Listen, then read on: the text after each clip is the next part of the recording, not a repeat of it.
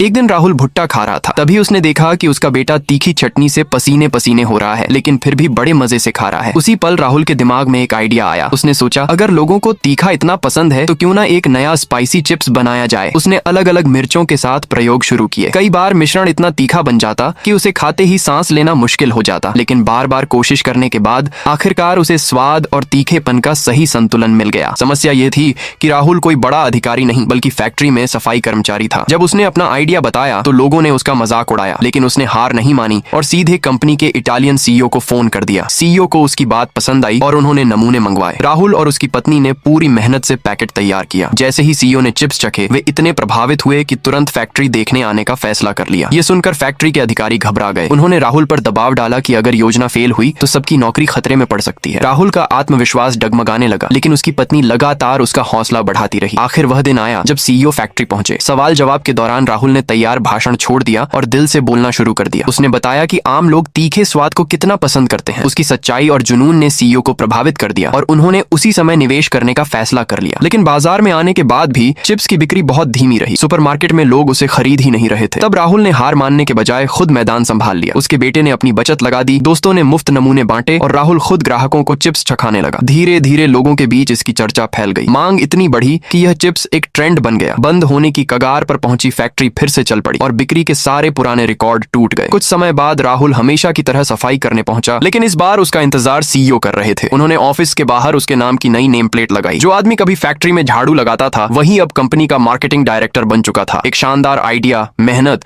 और खुद पर भरोसा उसकी पूरी जिंदगी बदल चुके थे। दोस्तों, अगर आप भी ऐसा कोई खतरनाक बिजनेस करना चाहते हो तो प्लीज कमेंट में जरूर बताना।